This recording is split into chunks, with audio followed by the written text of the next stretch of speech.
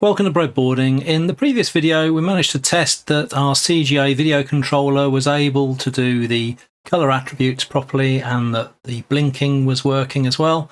And in this video, what we're going to be doing is wiring up the video RAM here, removing one of the complex PLDs which we've managed to combine with this main PLD here.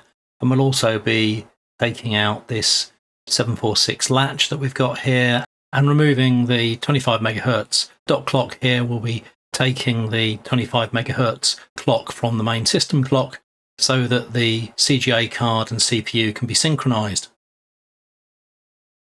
So this is video 16 of the Breadboard PC 8088 version 2, and this is hopefully going to be one of the last videos in getting our CGA video controller working in text mode. So this is where we left the Breadboard PC CGA video controller last time. So a lot of these PLDs and chips over here we've managed to combine into this complex PLD, an ATF1508, and this has 128 macro cells. And in this video what we're going to be doing is adding the video RAM, wiring up the buffers and latches needed to drive that, and configuring the character latch to take the output of the video RAM here and feed it into the character generator. And then the attributes are also then going to be fed into our attribute logic over here as well. And this should mean that rather than having to generate the test signals from the CRTC address lines here, we'll now be able to write to the video RAM and be able to do more interesting test patterns. And we'll also try and get the BIOS working with the CGA video card, which will allow us to boot MS-DOS in future videos once we've got the floppy disk controller working. So let's take a look at the KiCad schematic to look at what we need to be doing. So you'll see on here there's some space on here because I've removed the two chips that I've just talked about. So the complex PLD, the 48 pin one, we've actually managed to combine into this larger PLD here. And in this video what we're going to need to be doing is we're going to be hooking up the data bus buffer, and that's going to be hooked into the existing data bus that we're using for the cathode ray tube controller and the video digital analog converter. And this is also going to be fed into the complex PLD here, and this is now going to actually handle the communication to the video RAM as well. So we're going to be hooking up the video RAM as well. And there's two lots of chips we need, one that controls the CPU address bus accessing the video RAM here, and the other which controls the cathode ray tube controller address bus through here and here. So there's going to be quite a few wires going between the CRTC chip and these two chips, and also the address bus coming in from the main PC here. And these all need to be wired up to the video RAM here. And then the video RAM is going to be wired into the video address bus, which is going to be going round into the chip here and into these chips here. We're also going to be wiring up the character latch here. We're going to leave the 640 two-color mode until we handle the high-resolution graphics in a later video. The data bus buffer is relatively straightforward. We use the DTR signal, comes from the main CPU control logic, and this just tells this chip which direction the data is, whether the CPU is transmitting data or whether it's receiving data. There's also a chip enable here that we're getting from our main CGA decoder here, which we did in some of the earlier videos.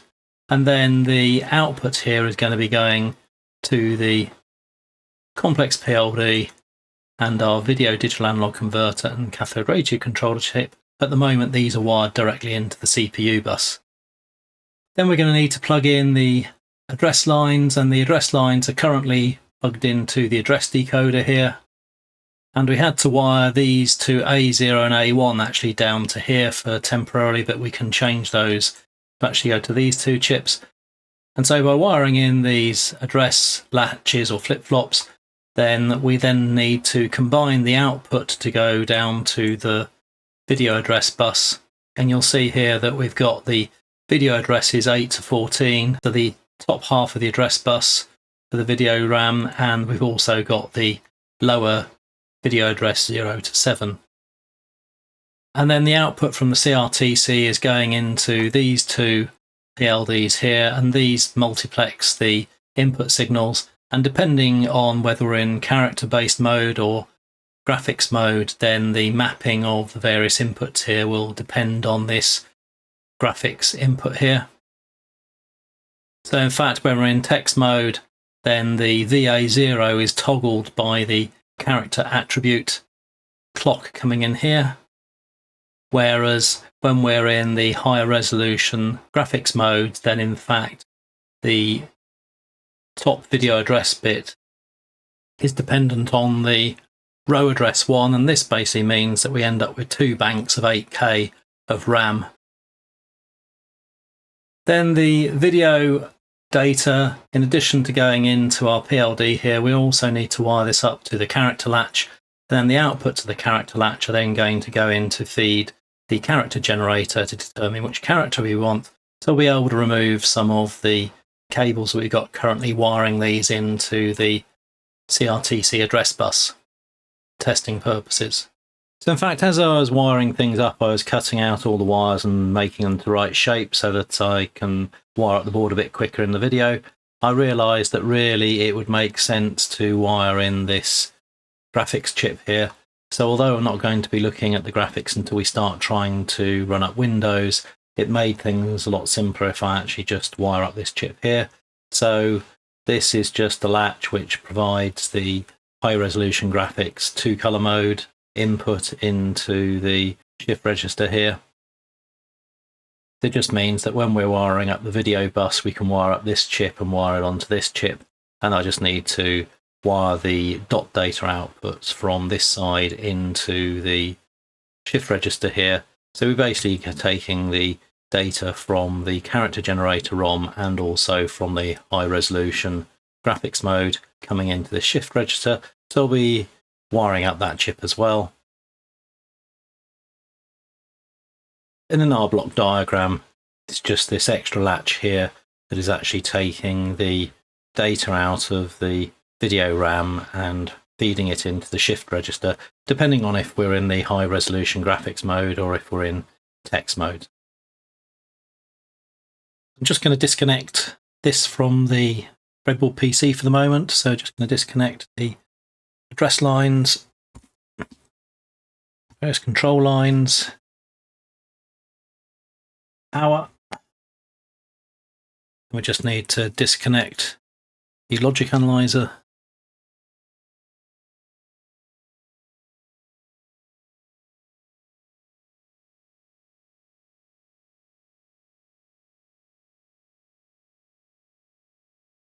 Data bus. And a test board down the bottom.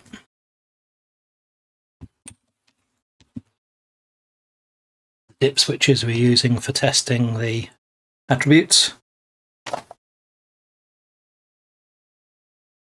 And VGA connector. Okay, so that's all free now, so I'm going to move that onto a different board and then we're going to start wiring things up. Okay, so it's on its own board now. I'm just going to take a few more cables out. So this is the data bus connections.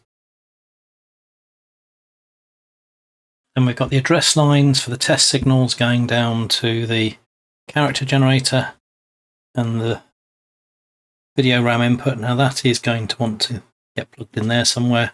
We can unplug this. We're going to take out the 25 MHz oscillator,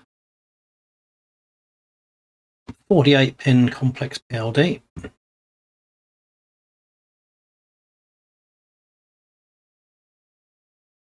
and our 646 buffer, now been replaced by the complex PLD. So these are temporary address lines that we had to connect up for these leads coming around here. So we're going to have the address lines coming in here and here. Going to wire up the A0 to A7 in here and here. Lots of wires to go around here, from here to here. Wire all this lot down to the RAM there. We're going to be wiring in the character latch. All of the character latch outputs are going to be going around to here. We need to remember to wire in the clock. This is the 25 megahertz clock. You may need to include some sort of shielding for that. Okay, so we're going to go off and wire all that lot up. We'll check on the schematic as we go. When we come back, we should be ready to plug this into the rest of the PC and see whether or not we can power this on and get any output from the BIOS on the CGA card. Okay, so I've done a few changes off camera. I've moved the JTAG port from here over to here. Also, we had the bidirectional data buffer over here, which would have ended up with having more cables going over to here. So what I've done is I've moved the buffer over to here. We're going to be able to wire this directly in on the breadboard there to there, just a smaller jumper over to there, and the flying lead from the main CPU data bus will just come straight in there. I've also wired up all of the power and the decoupling capacitors off camera as well. So what we're going to do now is to wire in the various video address bus signals. So we need to actually tie the VA0 to VA14 lines between the multiplexers coming out the CRTC and the CPU address bus. So once we've actually got those wired together, then we can wire in the address bus down to the video RAM down here.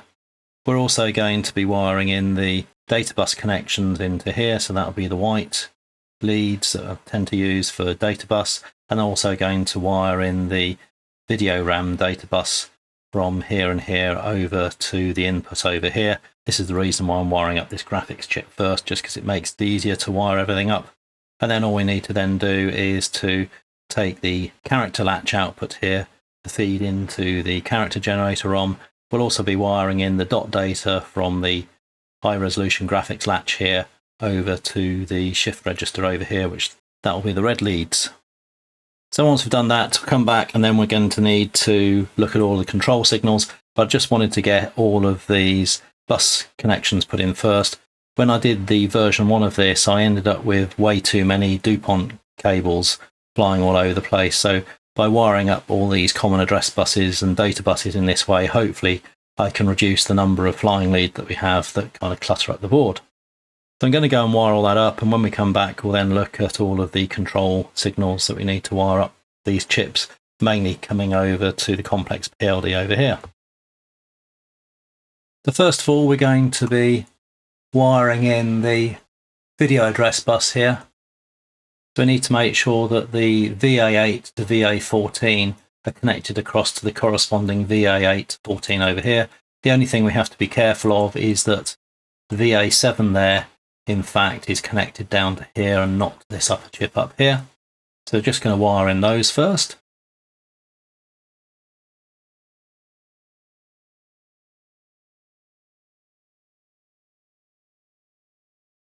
That's VA8 down to VA14.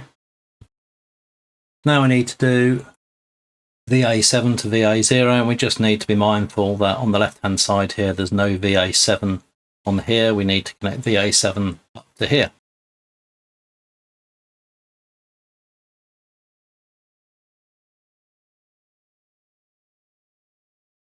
So we've done the wiring of the video address bus between the outputs of the buffers and the outputs of the PLD multiplexers here.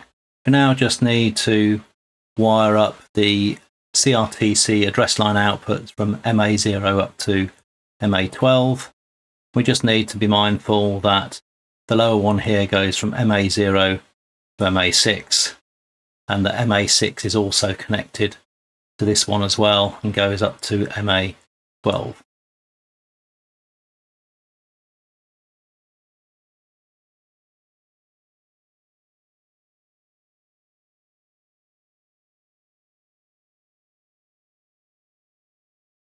Okay, so we've wired up the video address bus lines there. Now what we need to do is to hook up the outputs from the bidirectional data bus buffer. We're going to wire up the outputs for that buffer into the complex PLD here, and then we'll also then be able to run a DuPont cable up to the CRTC and the video DAC. They're just going to be wiring in the D7 here to D7, the D0 to D0.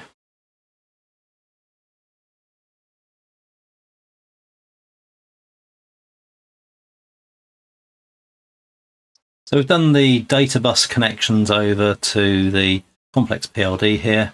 Now we need to wire up the outputs from the video RAM, the video data 0 to video data 7, and we're going to wire those up into the input to the 640 high-res graphics latch, and then we'll be able to wire a small DuPont cable between these two, and then we're going to go off and wire up the outputs here to the character latch to the character generator ROM and the dot data to the shift register.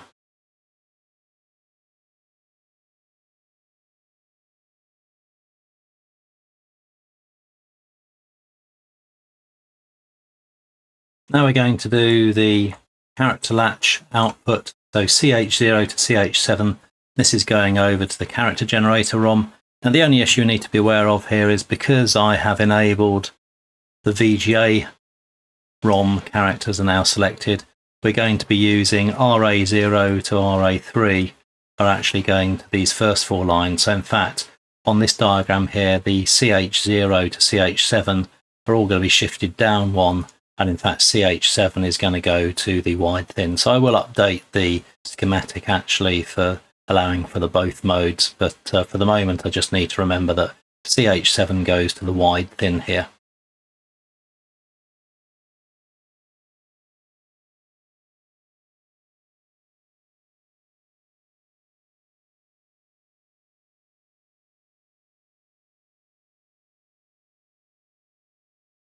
Finally, we're going to wire up the dot data coming out of the high resolution graphics latch here, and is then going to be wired into the shift register.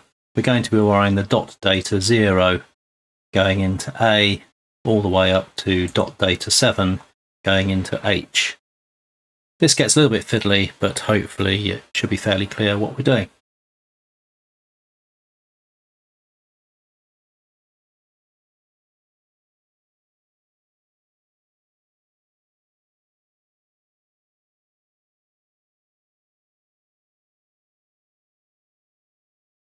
Okay, so first of all, we're going to wire up the chips up the top here. So first of all, I'm just going to sort out our A0 and A1 lines here. So I had to hook these up to here before because we hadn't plugged in the address lines to these lower chips. We just need to move the A1 up to there. In fact, there are going to be the address lines coming in from the main CPU bus. So this is the A8 to A15. That goes into our bus rails over on the main computer, and this goes in over here. So purple is the lower pins, so we'll just plug that in going from 8 up to 15. We'll do the same for the lower address lines. Just need to be aware that these are different between there and there, so we will just... Okay, so that's going to go off to the lower address bus lines. Now we do need to hook these two together. We're just going to hook these address lines together. Okay, so those are all wired up now. Now we need to sort out the control signals. Control signals we need to worry about is the address clock, and that comes from over here on the CPLD, the pin 85 address clock. And we need to wire the two clocks together, and there's also the address output enable, and that again is wired over to the PLD here in 84. So we need to wire those two pins together, these two pins together, and then hook up the CPLD onto here. Now what I have done to save a bit of time, I've already wired up all of the PLD pins, and I've just got a piece of paper. So I'm just going to wire up the control lines for these chips first.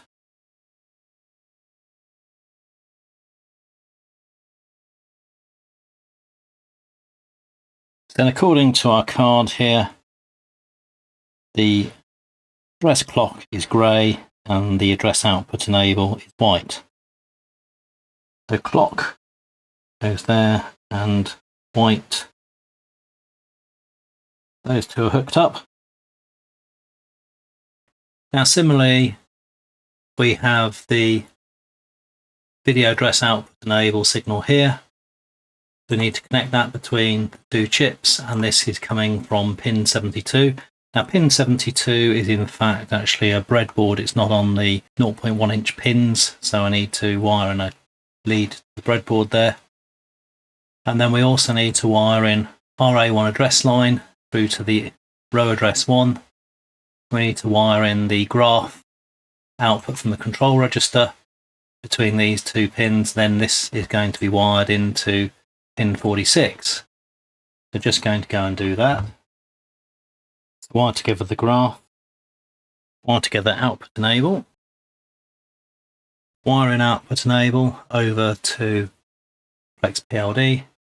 We just check here, VA output enable is pin 72, which is one of the breadboard connections. Now we need to plug in the graph. So graph is pin 46 and has a white cable attached to it. Now we also need the character attribute toggle. So this is pin 79 brown. This is coming from pin 79. This toggles between the attribute byte and the character value when in text mode. Two other wires that we'll use in a minute. Now we need to wire in the chip enable for our data bus buffer. This goes from the decoder over to the data bus buffer here. We also need to do the data transmit receive as well. However, we need to wire in the control bus signals from the main bus first before we can do that. So now we need to wire up the character latch. Pins need to be wired together and then wired into pin 40. And we also need to wire up the output enable for this latch as well, which needs to go to the BW640 output enable pin 49.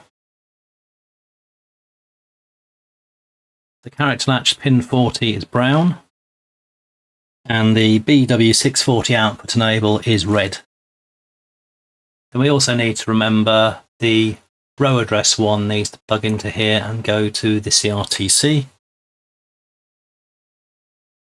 Now we're going to wire in the control bus coming in down here. So I've got an 8-way connector, and there's then another 3 connections here for the IO3XX.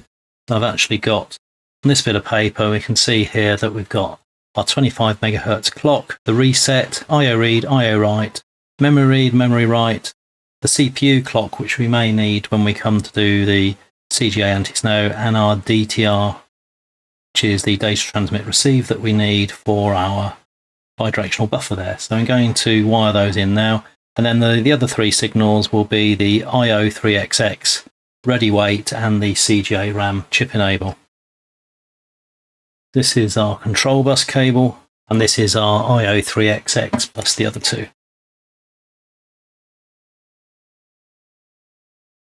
So this is our reset line here.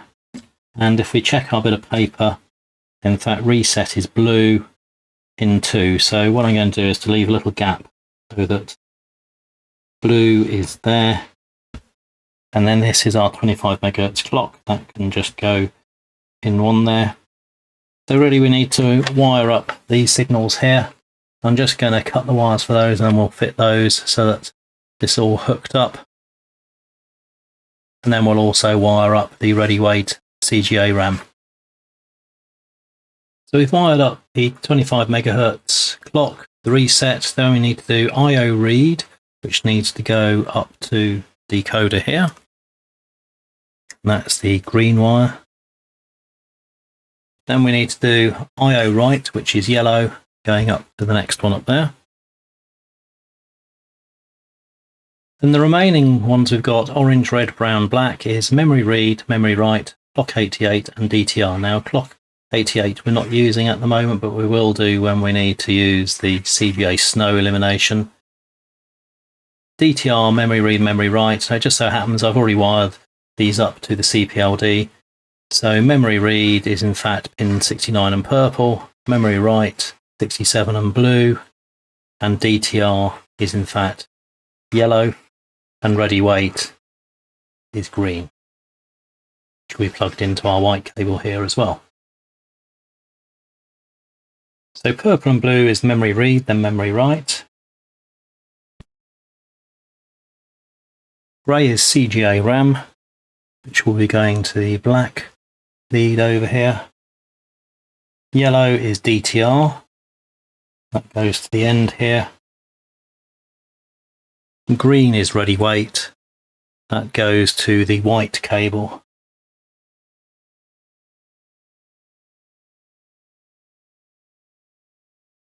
So now we just need to plug in the signals for our video RAM. So we've already got the data is connected via the white wires, so we don't need to worry about that. But the video RAM output enable and the video RAM write enable, those are connected over here to pins 77 and 78. We just check our labels here. That will be output enable is red and write enable is orange.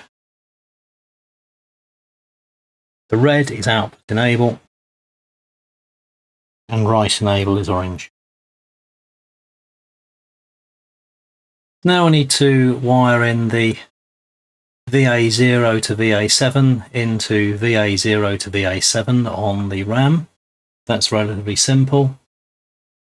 So this is the cable for doing VA0 to VA7.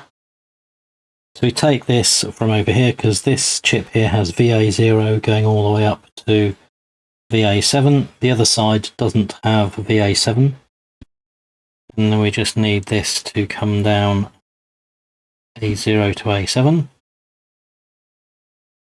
that leaves at the top up here A12 and A14. Now, the other higher address lines are a little bit spread out, and although we've got video address 8 up to 14 here, the pins are spread around. And so what I have done, sometimes do this, we've got 7 pins at one end, and then I've connected the pins together with the right combinations so that I can actually plug them in groups actually on the video RAM there. We just need to make sure that the lower end is purple, which will go to VA8. Then green, which is V10, is going to go to its own pin. A13, A11. The 13 is red, the 11 is yellow. We plug that in there.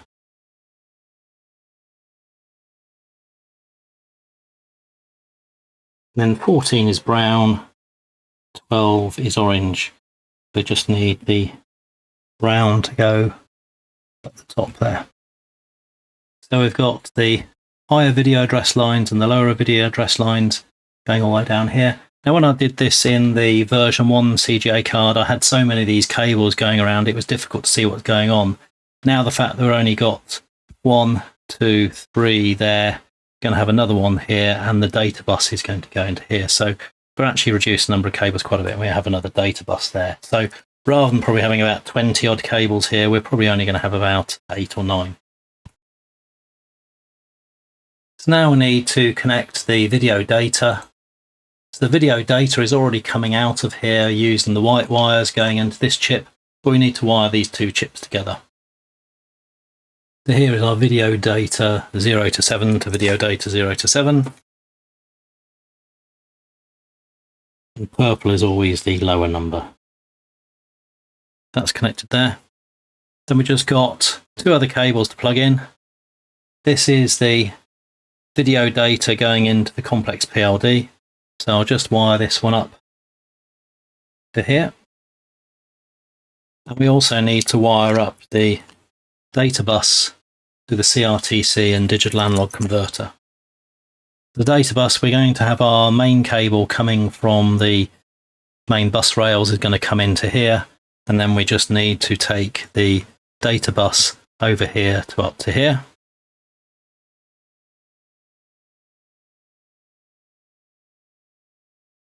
Okay, so that's the data bus going up there. Then finally, there's a number of leads here for the row address lines, the raster address lines, which are coming from over here. So I've actually now, because we're going to be using the VGA characters, I've actually made up an RA 0 to 3 cable here to replace the multiple cables I've got currently.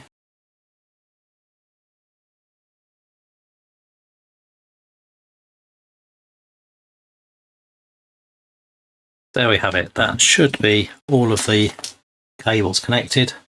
So what I'm going to need to do is to program the CPLD.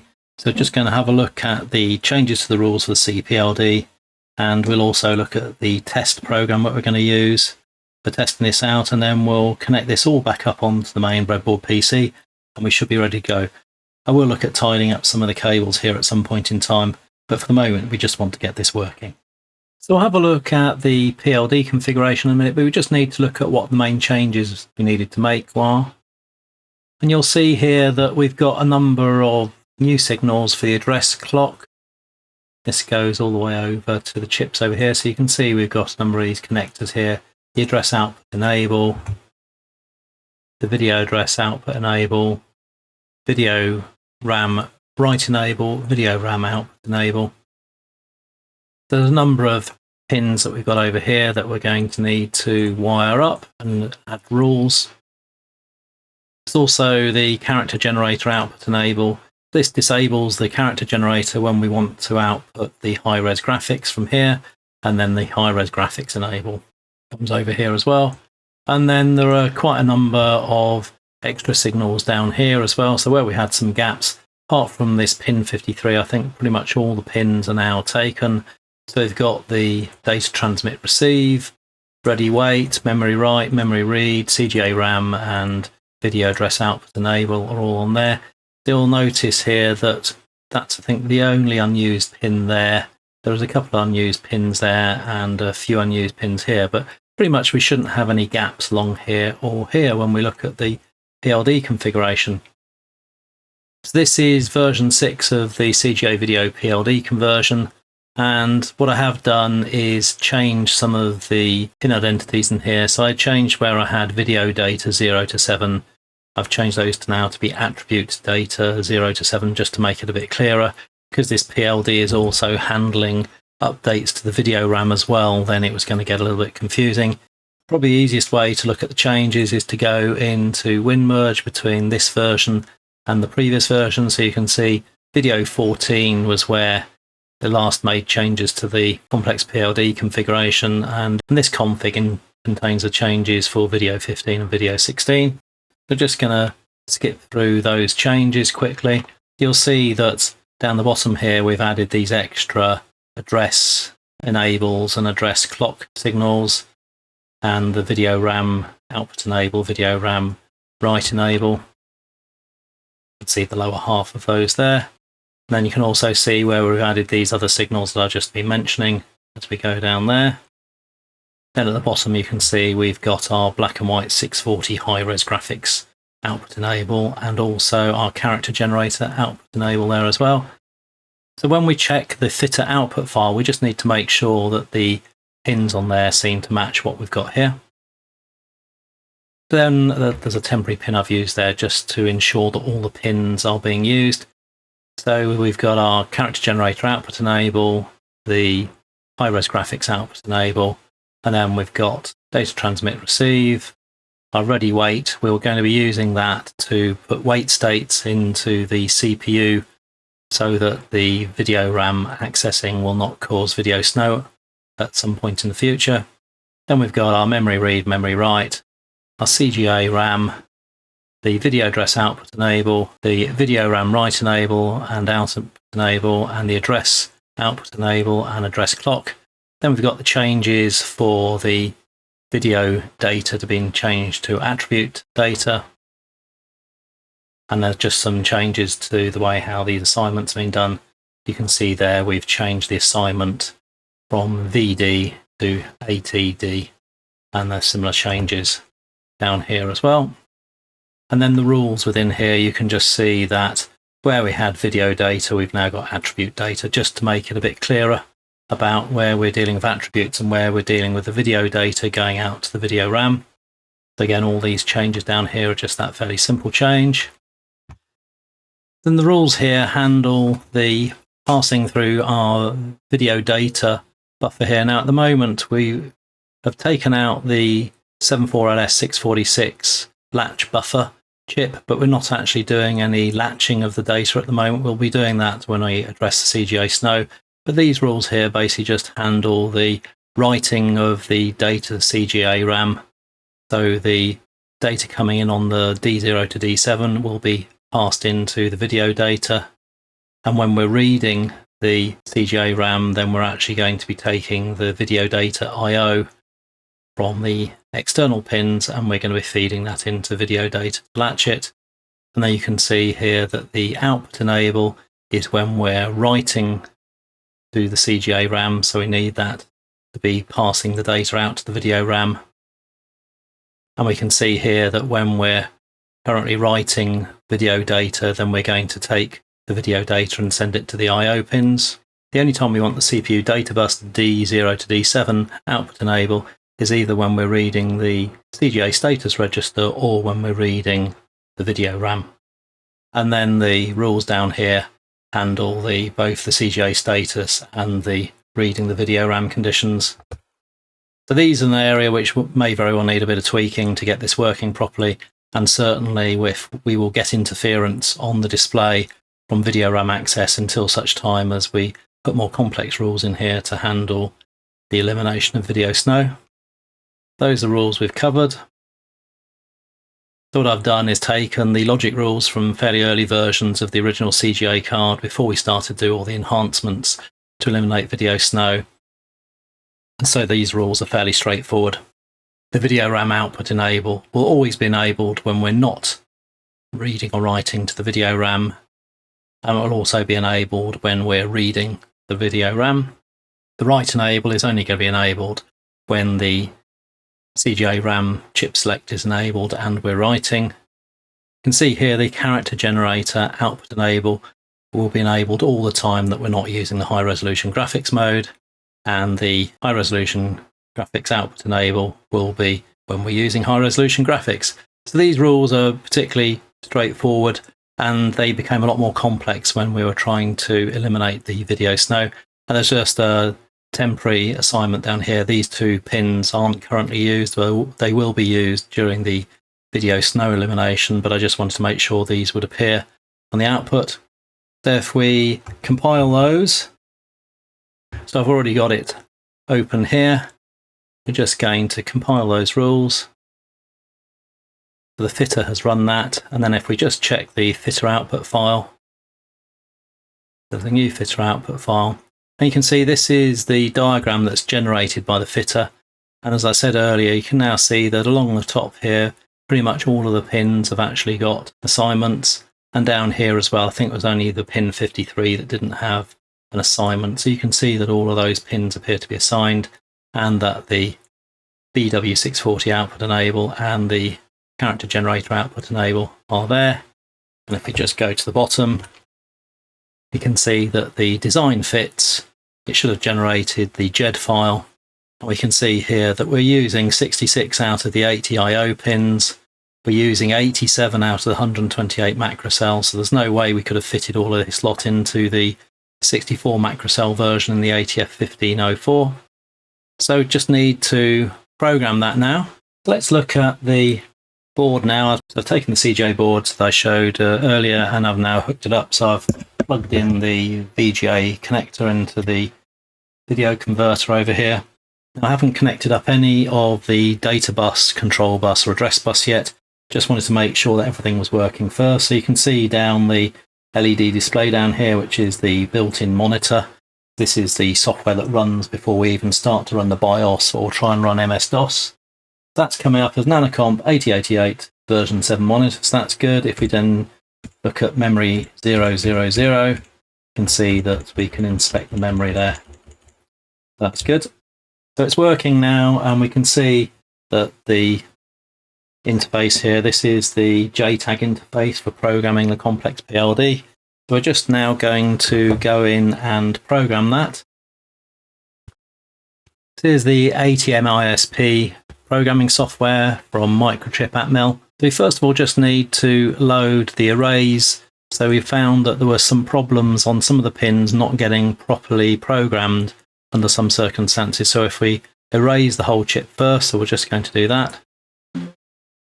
Sometimes it doesn't work the first time. It always seems to work the second time. That's erased it. Now we're going to open the CGA version 6 file here, and if we just have a look at the GED file, we can see that CGA video 6 v6.ged.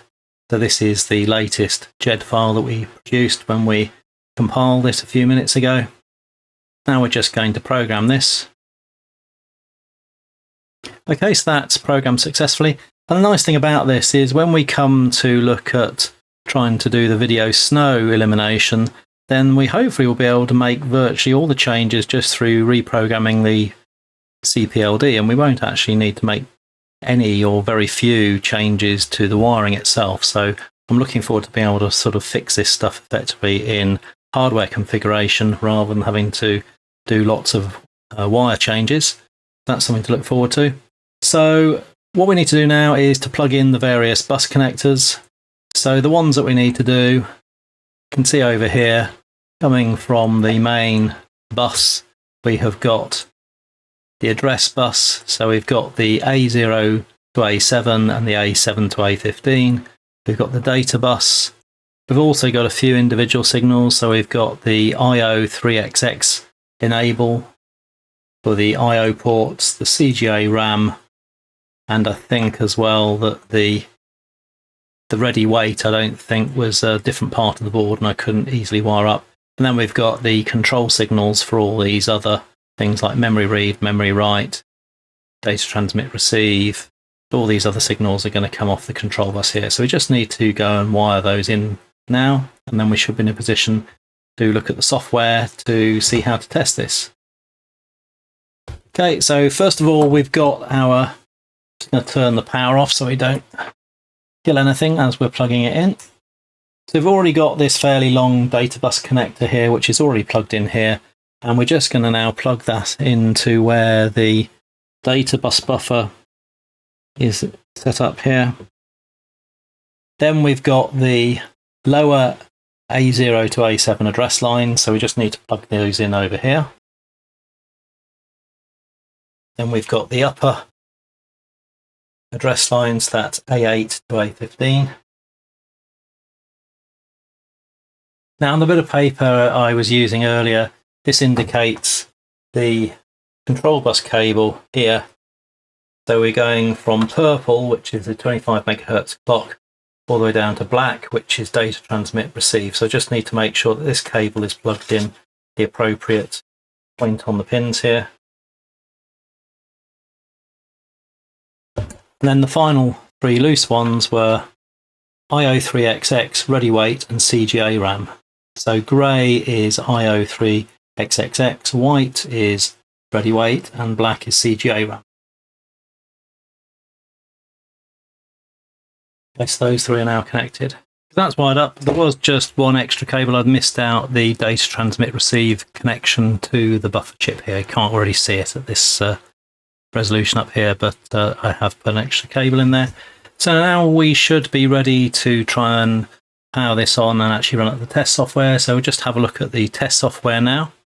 So this is CGA test 4, and all I've done is I've copied the CGA test 3 we used in the previous video, and I used one of the files I had from the earlier series. So I actually used CGA test 7.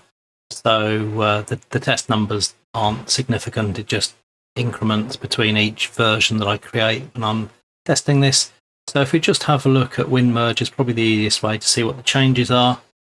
So we can see that this is based on CGA test 3 and CGA test 7 from the version 1 series. So we've really added a 80 column and a 40 column character attribute test page, and it also includes the 16 colors as well. So we've got a new columns per row for our 40 by 25 test pattern, and there's a few changes like changing the segment to be 4 for this particular test, so it shows test 4, And then we've got, this is actually generating the test patterns. I'll show you what the test patterns look like rather than going through all the code here. But this basically is doing the numbers along the top and the bottom, along the side of the screen, and then doing attributes and characters in sort of blocks of 16, I think, and then does colors at the bottom as well. Then we're going through some of the tests that we did in the previous video. So I'll show the tests there in a minute. So that turns on blinking, turns on grayscale, switches to the 40 column mode, still doing the status polling test, so we'll make sure that that's still working. And then we clear screen for the 40 column mode. We then output all the 40 column tests and then come to the end.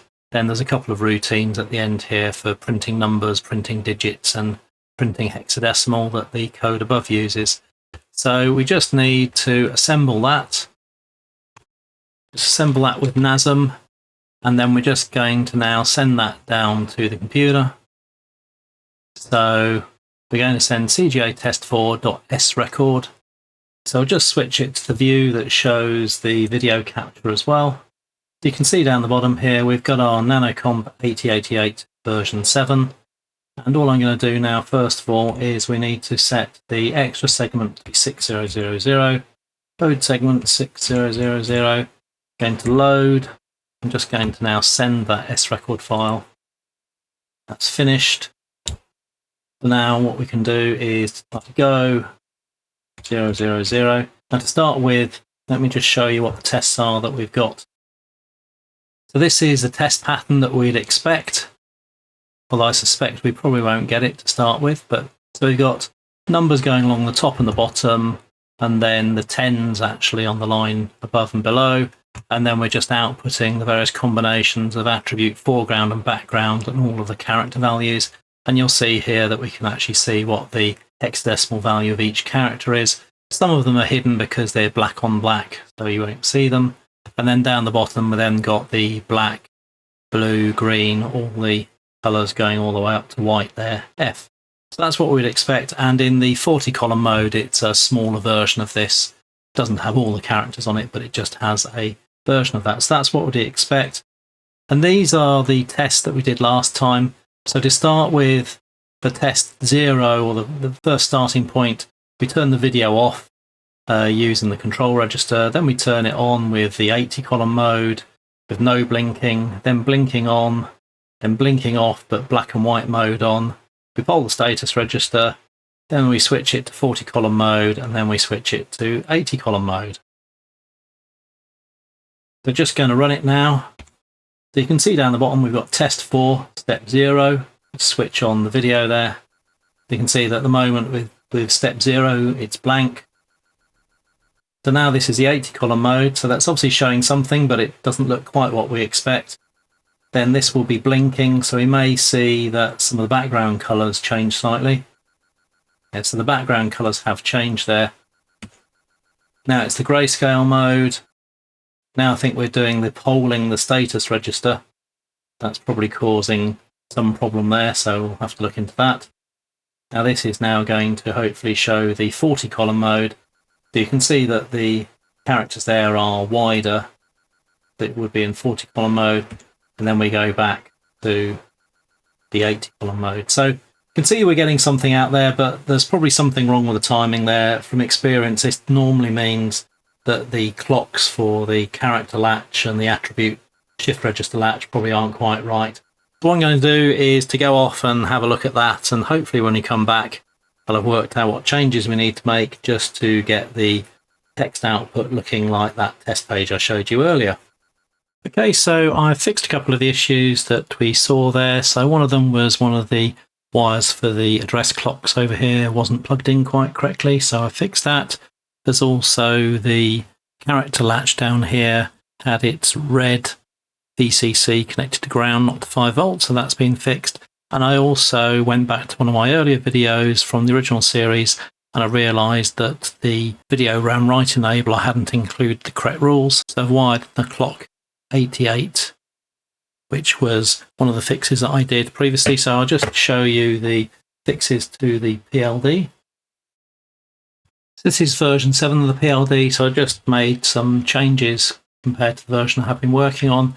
You can see here I've applied the fixes, and in fact I've applied the fixes from video 58 from the version 1 Breadboard PC series, which added the clock 88 signal to some of the conditions, which we'll look at in a minute. You can see here now that the unused pin I was talking about earlier, MC83, pin 53, now has the clock 88 on it, and we've defined that as a pin. We've removed the exclamation mark off the address clock, so that was one of the fixes I needed to do. And you can see here now that I originally took the rules here from the CGA Logic 2 version 1, and in fact version 2 had this fix down here. So in fact, because we don't need an external pin, we've got a delayed video RAM write enable.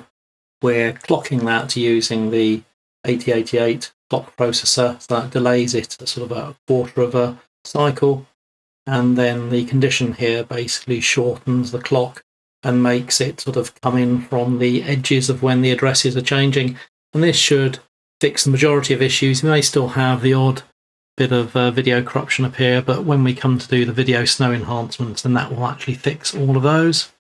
You can see there's any other changes down the bottom, and then that's just the comment about the address clock. So I've programmed those changes into the PLD.